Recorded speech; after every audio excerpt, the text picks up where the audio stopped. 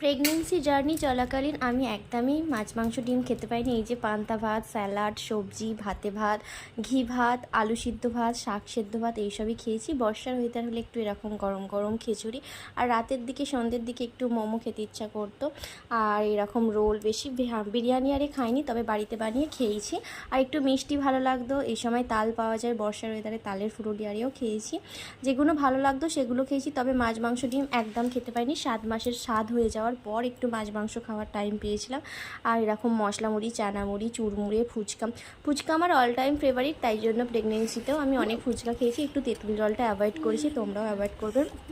আর মেয়ে হওয়ার লক্ষণ যদি কেউ বলতে চাও বা জানতে চাও, আমি তো বলবো পুরোটাই, মানে পুরো প্রেগনেন্সি জার্নিতে বমি ভাব, বমি হবে আর কি, আর কিছু না খেতে পারা। কিন্তু ছেলে হওয়ার সময় কিন্তু আমার একদমই এরকম কিছু মনে হয়নি, সব রকমই খাবার খেতে পেরেছি। তবে মেয়ে হওয়ার সময় আমি মিষ্টিটা বেশি খেয়েছি, ছেলে হওয়ার সময় ঝালটা একটু বেশি খেয়েছি, সেটা আমারে। আর তোমরা বন্ধুরা যারা প্রেগনেন্ট মা, তাদেরকে অনেক শুভকামনা রইল। সুন্দর।